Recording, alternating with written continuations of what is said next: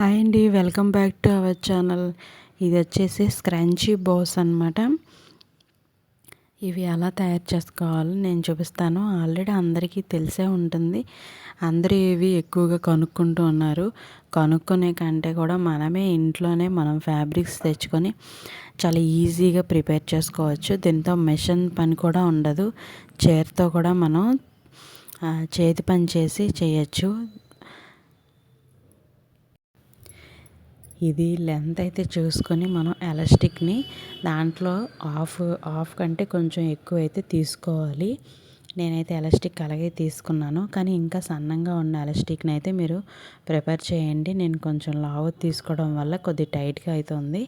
మన దగ్గర మన డ్రెస్సెస్ కుట్టిన తర్వాత మిగిలిన ఫ్యాబ్రిక్స్ అయితే ఉంటాయి కదా, ఇలా పట్టు క్లాత్ కానీ నెట్ ఫ్యాబ్రిక్ కానీ ఇవన్నీ కూడాను వాటితోనే నేను ట్రై చేస్తున్నాను. చిన్న విరామం చిటికలో వచ్చేస్తాయి. ఇలాగ